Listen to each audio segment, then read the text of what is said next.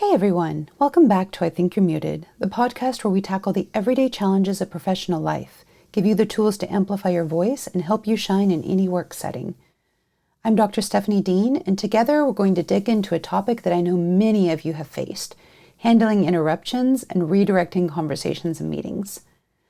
Let's be real, there's nothing more frustrating than getting interrupted when you're in the middle of making a point. I know that I'm guilty of doing this, both having it done and doing it too, so it's definitely something to be aware of.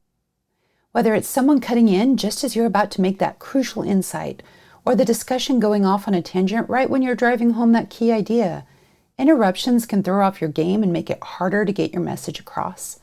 But here's the thing, interruptions are bound to happen, especially in fast-paced collaborative environments. The key is knowing how to handle them with confidence and grace, so you can keep the conversation on track and ensure your voice is heard.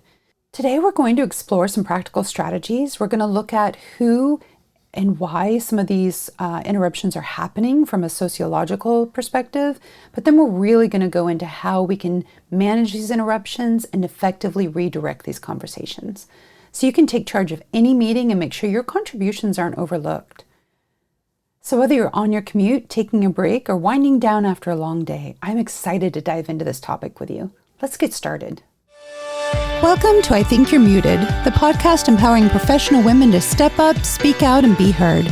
I'm Dr. Stephanie Dean, and after hearing I think you're muted one too many times in meetings, I realized many of us are living our lives on mute. Your voice is your most powerful tool, and in each episode, you'll get the strategies and stories to help you find it, overcome challenges, and lead with confidence. Ready to turn up the volume on your impact? Let's dive in. First, let's talk about why interruptions happen and why they can be so disruptive. In most cases, interruptions aren't necessarily meant to be disrespectful. People might be excited to share their thoughts, or they might not even realize they're cutting you off. But regardless of intention, frequent interruptions can create an imbalance in the conversation, especially in a meeting where time is limited and every voice deserves and needs to be heard. But here's something critical to consider. Interruptions don't just happen randomly. They're often influenced by deeper dynamics, including power structures, communication styles, gender, and race.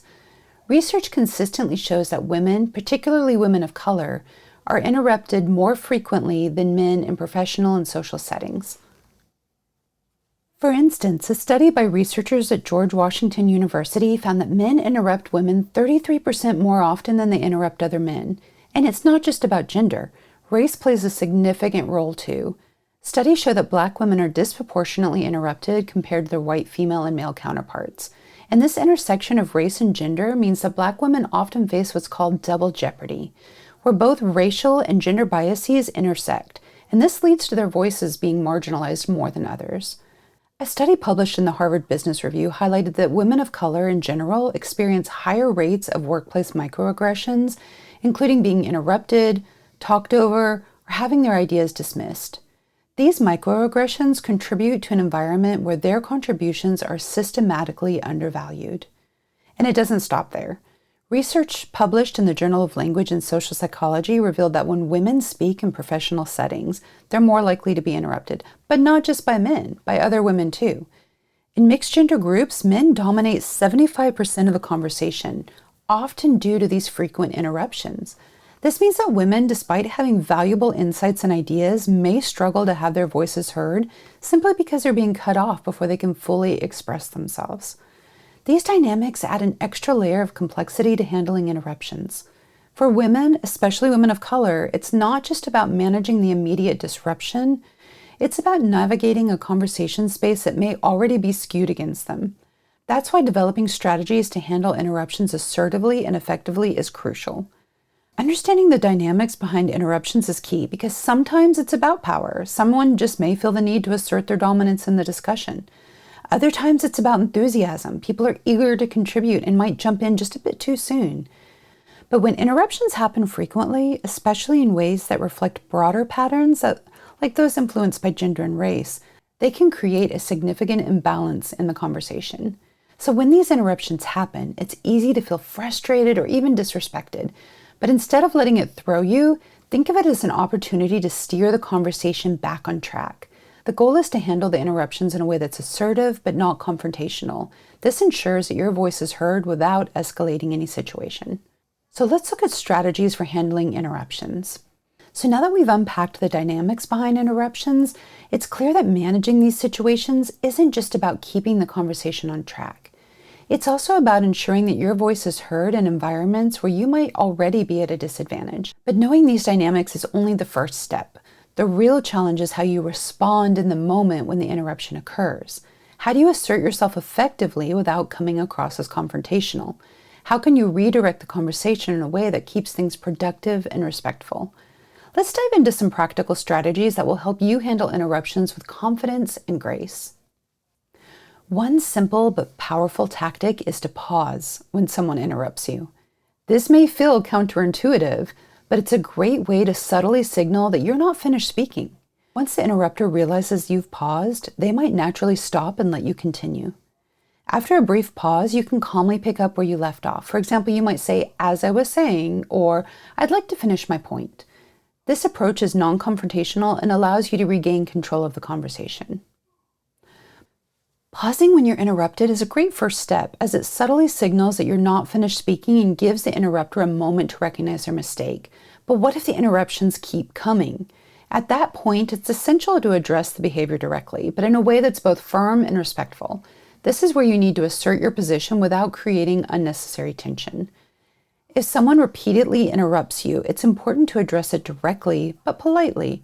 You could say something like, "I'd like to finish my thought, and then I'm happy to hear your input."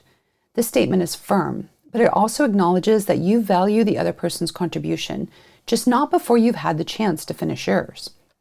Another approach could be to use a more collaborative tone, such as, "I want to make sure that we're both heard, so let me wrap up my point, and then I'd love to hear your thoughts on this." This kind of response shows that you're interested in a dialogue, but you're also setting clear boundaries without taking turns in the conversation. In situations where interruptions feel particularly persistent, you might need to be even more direct. For example, you can say something like, "I've noticed that I've been interrupted a few times. I'd appreciate the chance to complete my point before we move on to other ideas." This not only addresses the immediate interruption, but also sets a precedent for the rest of the meeting, signaling to others that you expect a certain level of respect and courtesy yourself. For more formal or high-stakes meetings, you can reinforce your position by referencing the meeting's goals or agenda. For example, you could say, "To ensure that we cover everything I need to, I'd like to finish this thought, and then we can open the floor to other perspectives." This tactic subtly aligns your request with the overall success of the meeting, making it harder for others to dismiss your contribution. Once you've established a firm but polite response to interruptions, the next step is to keep the conversation moving, but in a productive direction. This often means acknowledging the interrupter's input without letting the discussion veer off course. Sometimes acknowledging the interrupter's point briefly before bringing the focus back to your own can be an effective strategy. This approach not only shows that you're listening, but also helps you maintain control of the conversation. For instance, you could say, "That's an interesting point. I'd like to circle back to it after I finish my thought." This kind of response lets the interrupter know that their input is valued, but it also signals that you're not done yet with the conversation and that needs to stay on track. Another variation might be, "I see where you're coming from, and I want to explore that more. First, let me complete my idea, and then we can dive into your suggestion." This way, you're setting up the conversation as a collaborative exchange, but you're also making it clear that your contribution, not yet finished. In more formal settings, or when the discussion has a specific agenda, you could say, "I think your point is worth discussing, but let's finish this topic first before we move on." This helps keep the meeting focused and ensures that all agenda items are addressed in a structured manner. But there are times when repeated interruptions can start to derail the entire meeting. In these cases, especially in larger and more formal meetings, it's appropriate to enlist the help of the meeting leader or the moderator to restore order. You might say something like, "I think it would be helpful if we could each have a chance to finish our points before moving on to the next idea." This kind of statement gently reminds everyone of the meeting's etiquette without directly calling out any one person. It's a subtle way to encourage the moderator to step in and manage the flow of conversation. Alternatively, if the moderator isn't stepping in and the interruptions persist, you could say something like, "Perhaps it would be helpful if we followed the agenda more closely to make sure that we're giving each topic the attention it deserves." This not only helps to refocus the group, but also signals to the moderator that they may need to take a more active role in guiding that discussion. In some cases, it might be necessary to address the moderator directly. You could say something like, I'd appreciate if we could structure the discussion so that everyone has a chance to speak without being interrupted. It will help us cover all the key points more effectively. This approach is particularly useful in high-stakes meetings where maintaining control and structure is crucial. But finally, it's important to prepare yourself for these interruptions, especially if you know they're likely to happen. Being prepared allows you to handle interruptions confidently and stay focused on your message. Before the meeting, think about key points you'll want to make and consider how you'll respond if you're interrupted. For example, you could prepare a few phrases like, I'm almost finished and I'd love to hear your thoughts, so that you're ready to respond quickly and assertively. Another preparation tactic is to have a clear outline of your posts. That way, if you're interrupted, you can easily return to your main message. You might want to say something like, as I was mentioning earlier, the key issue here is, which helps you pick up where you left off without losing your train of thought. In some cases, it might also help to prepare by discussing meeting etiquette with the team or the meeting leader beforehand, especially if interruptions have been a problem in the past. You could say something like, I'd like to ensure that everyone has a chance to speak without interruptions during our meeting tomorrow. Maybe we can set that expectation at the start. This proactive approach can help create a more respectful and productive meeting environment from the outset. And remember, if you anticipate frequent interruptions, it can also be helpful to mentally rehearse staying calm and focused. Visualize yourself handling interruptions with confidence and grace, which can help reduce anxiety and improve your performance when the situation arises. To make this even easier, we've actually created a free resource to help you prepare your thoughts before a meeting. If you want a worksheet that guides you through the process of organizing your key points and practicing responses to potential interruptions, you can download it at corvididesign.com/meeting. And it's a great way to ensure that you walk into your next meeting feeling prepared and confident, no matter what comes your way. Now let's talk about redirecting these conversations. We've all been in meetings where the discussion just starts to drift, right? We totally squirrel out. Maybe someone goes off on a tangent. I myself am the queen of this, especially if I don't have any notes. Or the conversation veers into just totally unrelated territory. While a little bit of flexibility in a meeting is normal, too much can derail the discussion and make it really hard to achieve the meeting's objectives. And nobody wants to repeat the meeting because you squirreled too hard, right? But redirecting conversations effectively is a skill that can help you keep the meeting on track without shutting down valuable input. So here are some strategies how to do that. One of the most effective ways to keep a meeting on track is to gently steer the conversation back when it starts to drift. This approach works well because it acknowledges the side note or tangent, which shows respect for the person's input, but also refocuses the group on the main topic at hand. For example, let's say the discussion starts to wander into an unrelated issue. You might respond with, that's an interesting side note, but I think it'd be helpful to get back to the main issue we're discussing. As I was saying, ... This phrasing allows you to recognize the contribution while smoothly transitioning back to your key point. Another example could be, I see how that's relevant and I'd love to explore it further after we finish addressing our current agenda item. In this way, you're guiding the conversation without shutting anyone down, which helps maintain a positive and productive atmosphere. Sometimes the most effective way to bring the focus back to the main topic is by posing a direct question related to it. This tactic is particularly useful when the conversation has drifted into unrelated territory and you need to re-engage everyone with the original objective. For instance, if you notice that the discussion has gone off on a tangent, you could ask, how does this relate to our main goal for today's meeting? Can we explore that further? This question not only brings the group's attention back to the primary issue, but also encourages participants to think critically about the relevance of their contributions. Another variation may be, what do we need to decide today to move forward with our main objective? This approach subtly reminds everybody of the meeting's purpose and helps steer the conversation back in the right direction. If your meeting has a formal agenda, that can be a powerful tool to keep everyone on track too. When the conversation starts to drift, referring back to that agenda can remind everyone of key topics that need to be covered. In fact, even if it's not a formal meeting, I would highly recommend creating just some key points to make sure that you've discussed them, because it's so easy, right, to squirrel out, to forget what you were going to talk about. It just helps keep everyone in the meeting focused and on track. For example, you might say, We have a few more items to cover on the agenda, so let's make sure we address these before we dive into other discussions. This approach underscores the importance of sticking to the planned topics and can help prevent the meeting from going over time. Another example could be, according to our agenda, we still need to discuss XYZ, so let's return to that and ensure we stay on schedule. I promise you, people will highly appreciate staying on schedule.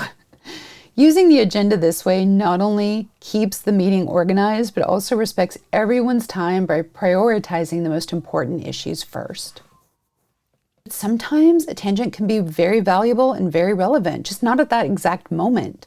In these cases, it's important to acknowledge the point being made, but suggest that the discussion be revisited later. You could even make a note in your agenda, revisit this later.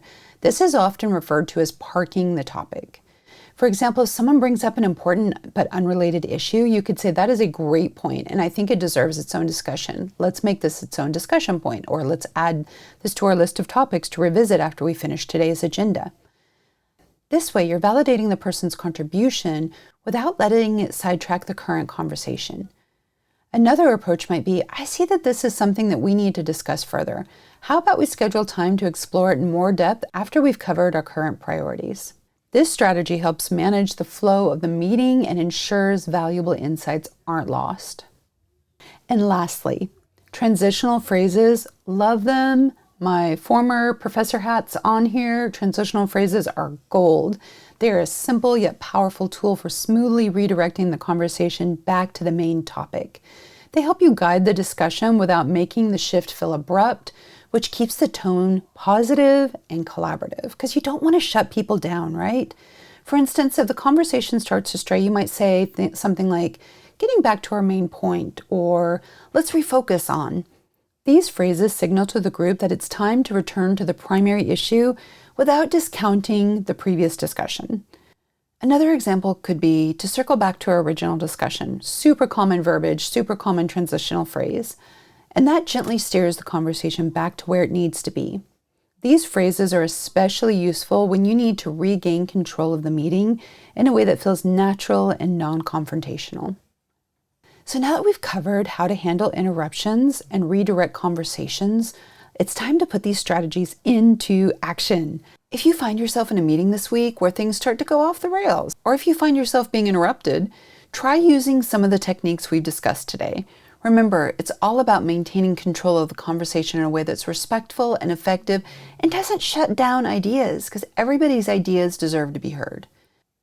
And as always, I'd love to hear how it goes. Share your experiences, your challenges, your success stories. We're on YouTube, we're on TikTok, we're on Instagram, all of them at Dr. Stephanie Dean. Let's keep the conversation going and learn from each other's experiences. Handling interruptions and redirecting conversations are essential skills in today's fast-paced work environment. By mastering these techniques, you can ensure that your voice is heard and that meetings remain productive and focused. And also, looks pretty good to your managers. Next week, we'll be diving into another important topic, how to navigate power dynamics in meetings. We'll discuss strategies for ensuring your voice is heard, balancing assertiveness with collaboration, and managing hierarchical dynamics effectively. It's going to be a powerful discussion, so make sure you tune in. If you've enjoyed the podcast, don't forget to subscribe, share it with your colleagues, and leave a review. Your support helps us reach more listeners and continue to provide valuable content that empowers professionals just like you. Thank you so much for joining me on I Think You're Muted. Until next time, remember, your voice matters and it deserves to be heard.